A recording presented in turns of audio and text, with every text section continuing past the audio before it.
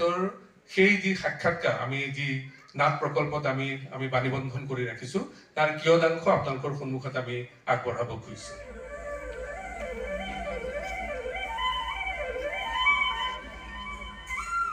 নব্য নাট্যচিন্তা আৰু সম্পৰীক্ষাৰে ৬০ৰ দশকৰ পৰাই নাট্যযাত্ৰা আৰম্ভ কৰিছিল আমাৰ চিৰ নমস্য নাট্য ঋষি কুলদা কুমাৰ ভট্টাচাৰ্যই।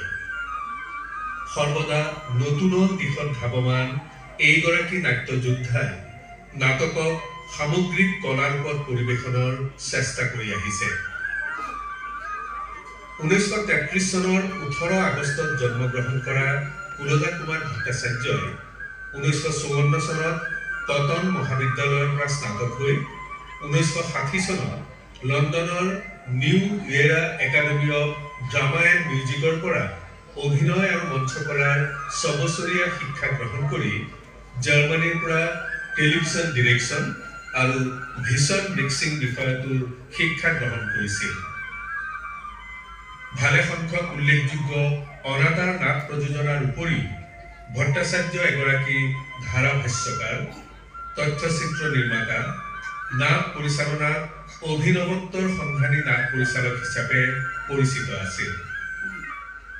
এগৰাকী চৌখিন অভিনেতা হিচাপে ভট্টাচাৰ্যদেৱে অসমৰ অভিনয় জগতখনতো এক সুকীয়া আসন অধিকাৰ কৰি আছে। আমাৰ পৰম সৌভাগ্য যে শ্ৰীমন্ত শংকৰদেৱ কলাক্ষেত্ৰ সমাজৰ লগতো ভট্টাচাৰ্যদেৱ দীৰ্ঘদিন ধৰি জড়িত হৈ আছিল আৰু কলাক্ষেত্ৰৰ অধীনস্থ নাট আৰ্কাইভত সংৰক্ষণাৰ্থে কুলদা কুমাৰ ভট্টাচাৰ্যদেৱৰ জীৱন আৰু কৰ্মৰাজিৰ কিছু তথ্য সংগ্ৰহ কৰি ৰখা হৈছে। তাৰপিছত কিছুদিন ইংৰাজী থিয়েটাৰৰ লগে লগে ভয়েচ অফ আমেৰিকাৰ বাংলা সেকশন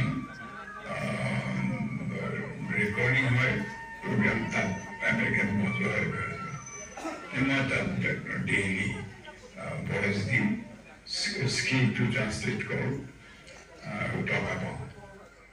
এই যে ৰিলেক্স কৰি দুখন হাতত ধৰি আধা শুই শুই তুমি পঢ়ি গৈছা, it is as well a relaxation as well as a knowledge.